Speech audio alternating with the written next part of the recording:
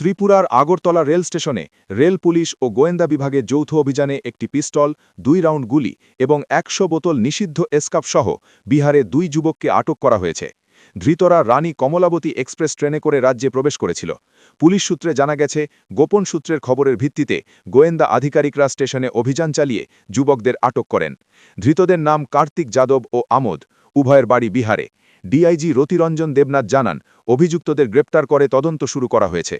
এই ঘটনা রাজ্যে অস্ত্র ও মাদক পাচারের একটি উদাহরণ হিসেবে দেখা হচ্ছে, যা সীমান্তবর্তী এলাকায় নিরাপত্তা চ্যালেঞ্জ বাড়িয়ে তুলেছে।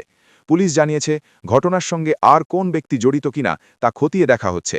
ধৃতদের বিরুদ্ধে নির্দিষ্ট ধারায় মামলা রুজু করা হয়েছে এবং তদন্ত জোরদার করা হচ্ছে। এই ধরনের অভিযান রাজ্যের অভ্যন্তরীণ নিরাপত্তা জোরদার করতে সাহায্য করবে বলে মনে করা হচ্ছে।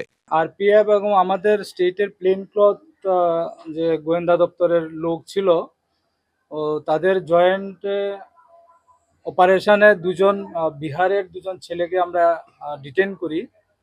তো এখানে তাদের কাছ থেকে পজিশন থেকে একটা অ্যাপারেন্টলি মনে হচ্ছে এটা কান্ট্রি মেড পিস্তল, তবে এটা ডিটেলস ইনভেস্টিগেশনের পরে বোঝা যাবে এটা কি কান্ট্রি মেড বা ফ্যাক্টরি মেড কিনা।